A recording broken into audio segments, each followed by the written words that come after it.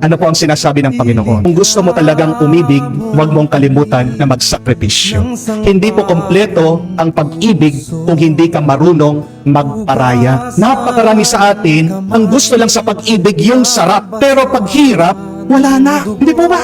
Sarap. Aba, silang dalawa. Ang sarap ng buhay nila. Pero pag hirap na, umihiwalay. Napakaganda na pinapaalala ng Diyos sa atin. Kung tunay ka nagmamahal, marunong kang magsakripisyo. Marunong kang maging tapat sa mukha ng ating Panginoong Jesucristo. Mga kapatid, sa gitna sana ng ating pagmamahal, huwag nating alisin ang Diyos. Yan ang ibig sabihin ng ating paglalagay ng abo sa ating mga noo. Bakit abo? Ang abo ay simbolo ng ating pagkatao. Sino ba tayo? Galing tayo sa lupa. Pero nagkaroon ng milagro. Ang lupa nagkaroon ng buhay. Ang lupa gumalaw. Ang lupa nagkaroon ng katawan ng hininga. Paano? Sa pamamagitan ng Espiritu ng Diyos ng kanyang pagmamahal. Nilalagay ang abo sa ating ulo.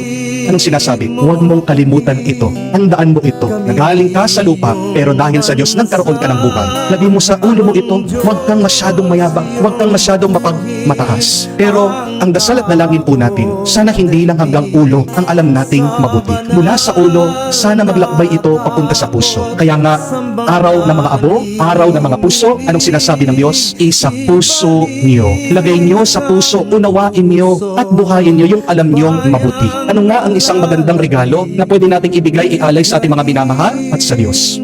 Ito po, simpleng-simple, isang pusong nagbago. Kung talagang mahal mo ang iyong pamilya, ang iyong asawa, kailangan ipakita mo na nagbago ka, kahit na kakaunti. Kung alam mo meron kang nagawang masama, kung alam mo ikaw ay nagkulang, kung talagang mahal mo sila, huwag kang uuwi na hindi ka nagbago. Kahit na kaunti, baguhin mo naman ang iyong ugali. Pagkatapos ng misang ito, balik sa dati pa rin ba? Nilagyan ka ng abo, pinagdasal ka, binasbasan ka, ikaw, ano kaya ang epekto nito sa puso mo? Walang ibang hinahangad ang Diyos kung hindi ang makaisa natin siya. Pero ano tayo makikiisa sa Diyos? Kung ang ating mga puso ay luma, kung ang ating mga kalooban ay puno ng dumi, kung ang ating mga kaluluwa ay puno ng pagkakasala. Isang bagay lang ang hindi matatanggihan ng Diyos. Basahin niyo po sa Biblia, a humble and contrite heart, O God, you cannot spare. Isang mapagkumbaba at nagsisising puso, yan ang hindi matatanggihan ng Diyos. At mahal mo ba ang Diyos? Palagi natin sagot, oo. Mahal ba natin ang Diyos? Alam natin sa isip, mahal natin ang Diyos. Pero baka iba ang tibok ng iyong puso. Baka iba ang ginagawa ng iyong mga kamay at paa. Sa araw na ito, kahit na paano umpisan natin mga kutay, mag-alay tayo ng isang pusong nagsisisi at nagpapakumbaba.